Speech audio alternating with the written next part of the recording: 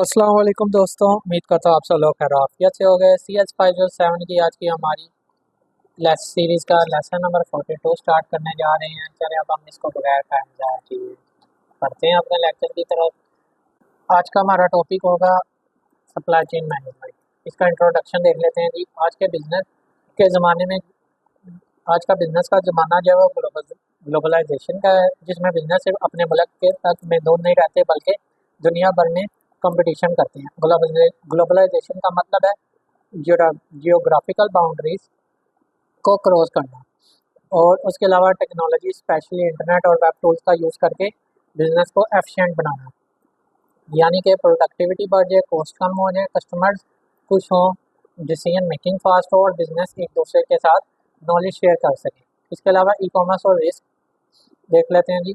ई पिछले लेसन में हमने ई कॉमर्स पर बात की थी, लेकिन हर बिजनेस की तरह ई कॉमर्स में भी कुछ रिस्क होते हैं। प्राइवेसी का रिस्क हो सकता है, कस्टमर्स का डाटा सिक्योर होना चाहिए, लीगैलिटी कानूनी मसाइल जैसे कि टैक्स, क्रॉस बॉर्डर ट्रेड, उसके अलावा टैक्सेशन, हर कंट्री का अपना टैक्स लॉ होता है। ठीक है, ये सब चीज़ों का ई कॉमर्स के लिए चैलेंजेस बन सकते हैं, लेकिन उनको कंट्रोल करने के लिए लेजिस्लेटिव और ऑपरेशनल स्टेप्स भी लिए जा सकते हैं। ठीक है, जैसे कि हम देख लेते हैं जी मैनेजमेंट इंफॉर्मेशन सिस्टम। पहले के ज़माने में कंपनीज अलग अलग डिपार्टमेंट्स के लिए स्टैंड अलोन सिस्टम यूज़ करती थी। MIS का मतलब है कि मैनेजमेंट इंफॉर्मेशन सिस्टम, ऐसी रिपोर्टिंग सिस्टम जो डिसीजन मेकिंग में मदद करती है। ठीक है, पहले क्या होता था कि हर डिपार्टमेंट जैसे अकाउंट्स, HR, सप्लाई का अपना अलग सिस्टम होता था। इन सिस्टम के एक दूसरे से इंटीग्रेट नहीं किया जाता था। ठीक है, क्यों?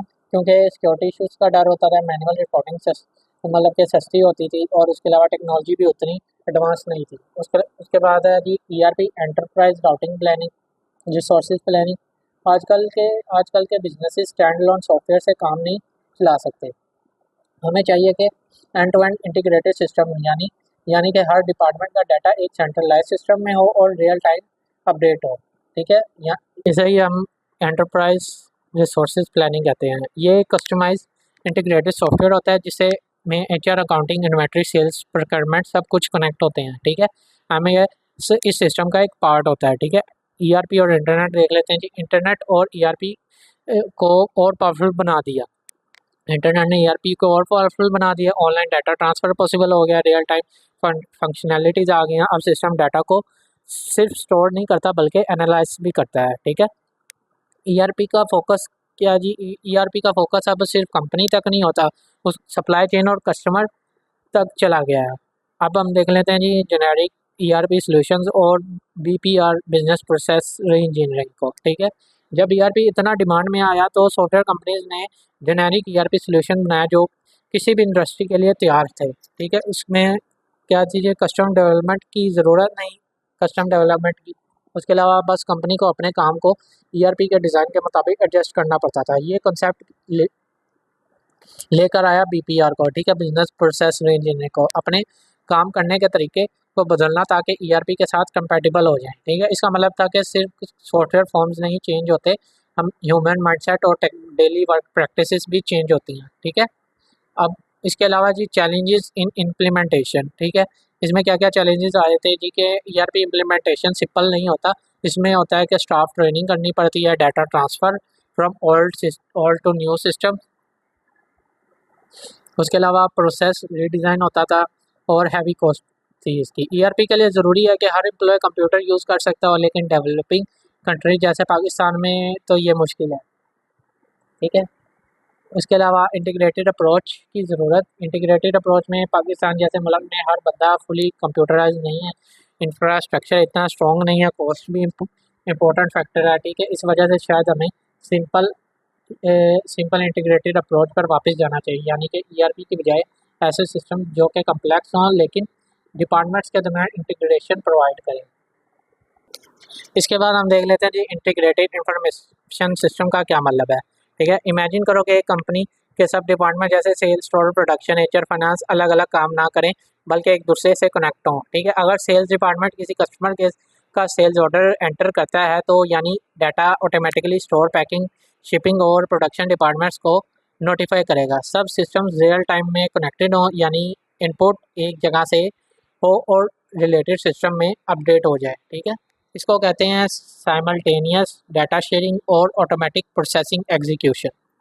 इसके बाद हमारा नेक्स्ट टॉपिक है जी मेथड्स ऑफ इंटीग्रेशन।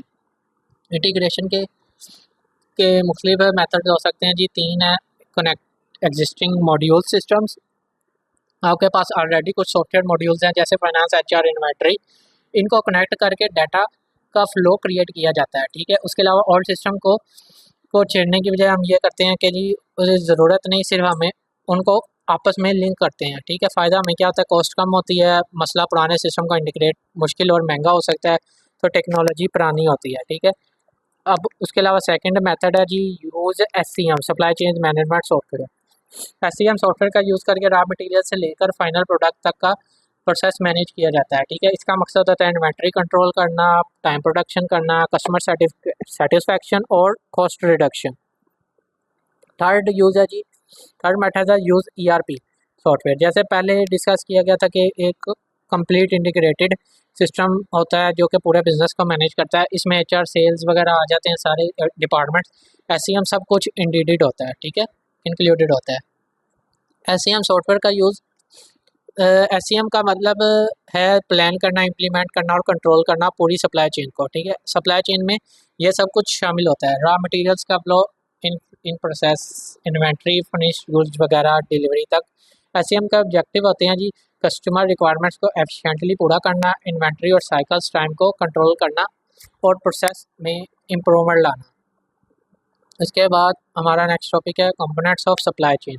तीन मेजर कंपोनेंट्स होते हैं जी एससीएम के, वो हैं जी अपस्ट्रीम सेगमेंट। इसमें ये होता है कि ये वो लोग या कंपनीज हैं जो कि आपको रॉ मटेरियल्स प्रोवाइड करते हैं, वेंडर्स हो गए, सप्लायर्स हो गए या मैन्युफैक्चरर्स हो गए, ठीक है। इसके अलावा सेकंड है इंटरनल सेगमेंट, आप खुद की कंपनी के internal process manufacturing, assembly, packing वगैरह को करते हैं इसमें मैनेज। उसके अलावा डाउनस्ट्रीम सेगमेंट है, जब प्रोडक्ट तैयार हो जाता है तो डिस्ट्रीब्यूटर्स, होलसेल रिटेलर्स के थ्रू कस्टमर तक पहुँचाया जाता है, ठीक है।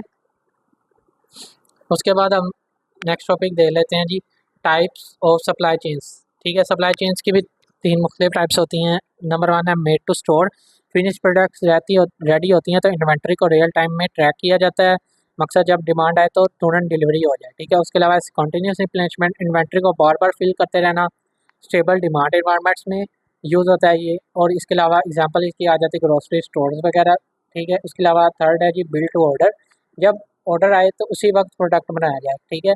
कॉमन पार्ट्स यूज़ की जाती हैं ताकि मल्टीपल प्रोडक्ट्स बन सकें। चैलेंजेस आ जाते हैं इसमें सप्लाई चेन में कि अनसर्टेनिटीज़, डिमांड फोरकास्ट से सही नहीं होती, कंपटीशन अनएक्सपेक्टेड होता है, ठीक है, वेदर की वजह से डिलीवरी डिले हो सकती है। उसके अलावा टेक्नोलॉजी चेंजेस जो सिस्टम आउटडेटेड बना देते हैं। उसके बाद लास्ट है जी कोऑर्डिनेटेड प्रॉब्लम्स, पार्टनर्स, वेंडर्स एक दूसरे को सही समझ नहीं पाते, डिपार्टमेंट्स के दरमियान कम्युनिकेशन वीक होती है। इसी के साथ हमारा लेसन नंबर 42 कंप्लीट होता है। वीडियो अच्छी लगी हो तो चैनल को लाइक और सब्सक्राइब करना मत भूलिएगा ताकि आपको हमारी लेक्चर सीरीज़ मिलती रहे। शुक्रिया।